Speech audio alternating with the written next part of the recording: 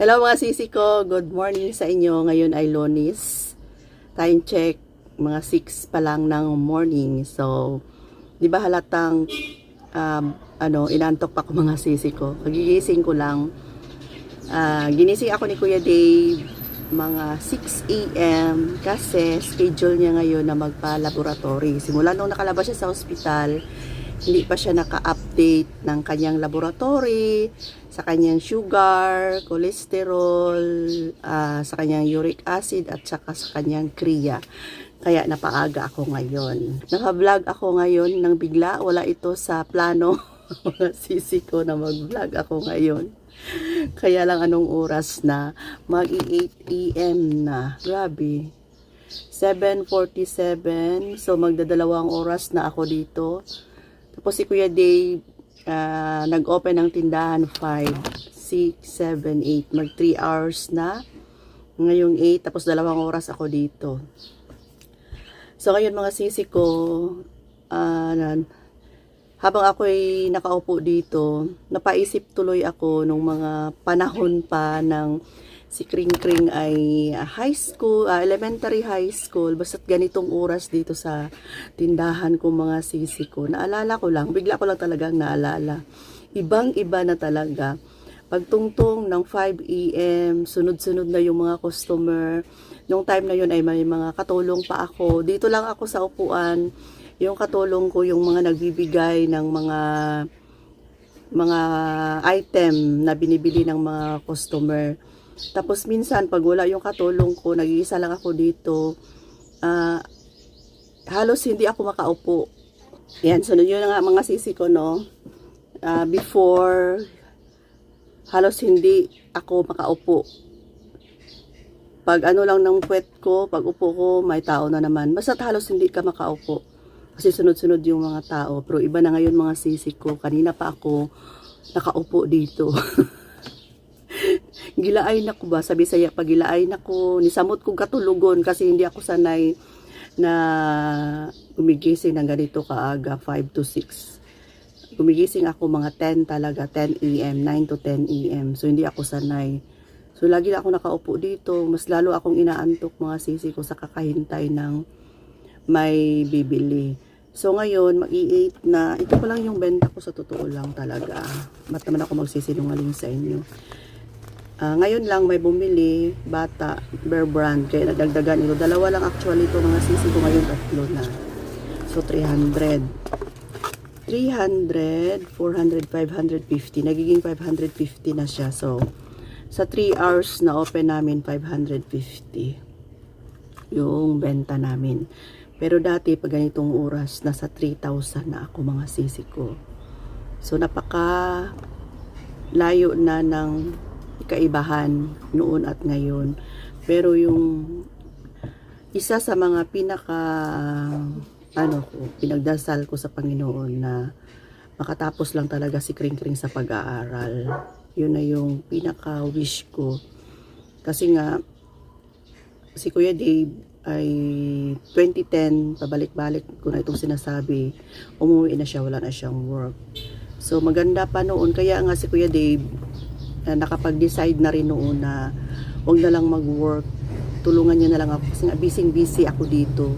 So ako na yung palitan na lang kami sa pamimili, siya sa palengke, ako sa mall, sa supermarket.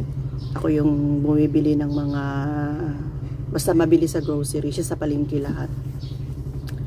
Tapos ngayon ay Monday pa naman. Kapag Monday dito sa amin, ganito talaga, parang matumal siya.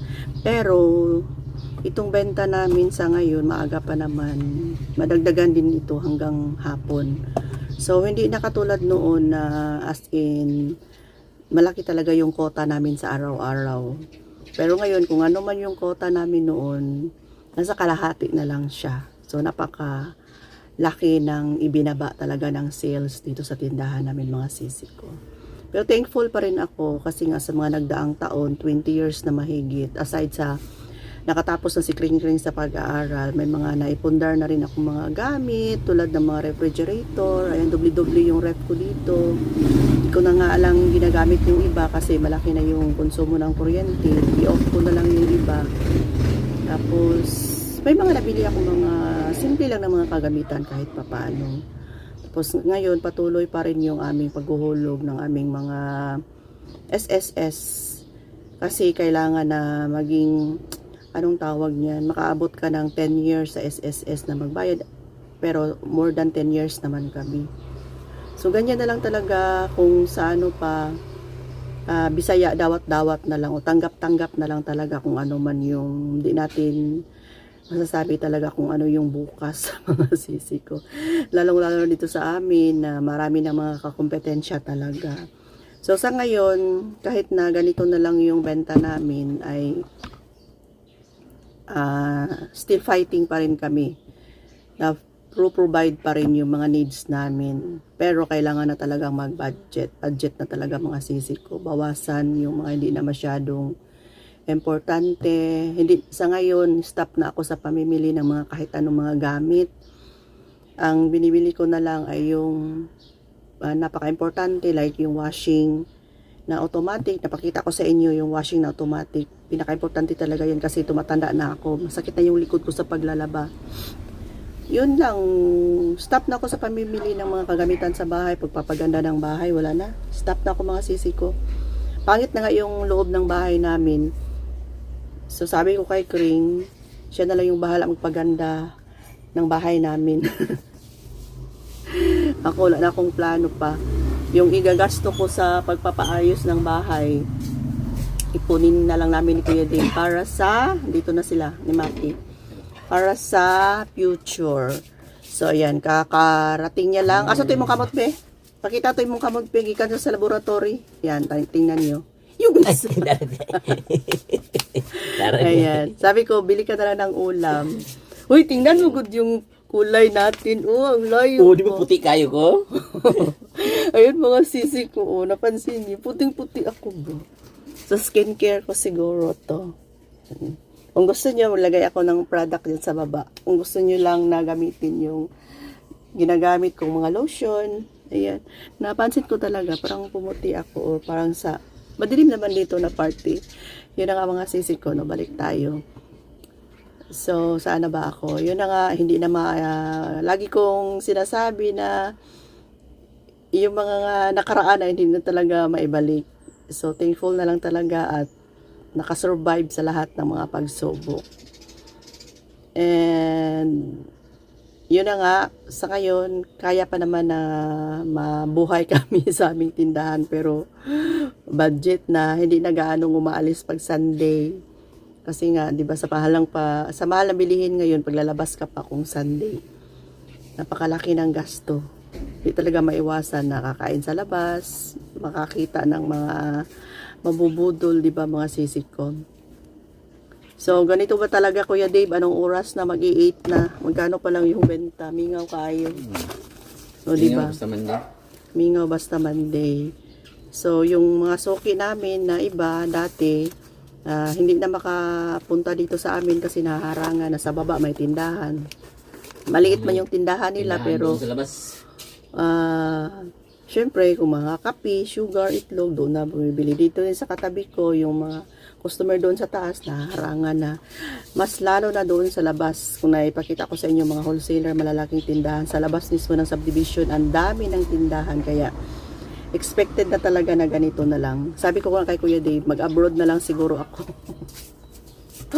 Mag-abroad na lang siguro ako para more income ba. Hindi lang mag-asa sa tindahan. Pero ayaw ni Kuya Dave na mag-abroad.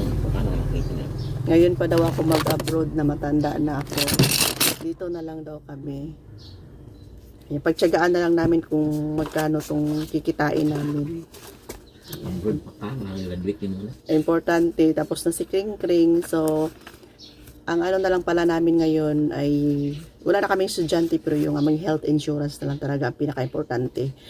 Wala namin sana i-stop pero wag na lang kasi si Kuya Dave sakitin na. Sakitin na si Kuya Dave tapos ako may mga iniinda na rin akong karamdaman. So maganda kasi pag may insurance ka, punta ka na lang sa ospital, pakita mo na lang yung card mo. Yung pera na itabi mo, hindi mo yun mabawasan. Kung mag-bill ka man ng 100,000, siguro yung sa'yo ay nasa 20 lang. So, hindi masyado mabigat. So, ginaisip ko gani na makabili nga ako ng mga kahit na ano, yun pa kaya yung health insurance, hindi mo pwedeng mapag-ipunan yun, di ba? Imbis na pambili ng kahit ano, tipirin na lang para pangbayad sa insurance. Ang kagandahan kasi sa insurance mga sisi ko, pag may health insurance ka, pag ma-hospital ka, wala talaga problema sa gamot. Yung pasyente mo, kahit iwan mo na lang siya, hindi ka na mamroblema sa gamot kasi lahat ng gamot ay provide sa hospital. Not like sa tita ko, nasa sila na-admit ni Kuya Dave. Walang insurance yun. Halos kada araw. Kailangan talaga may magbantay.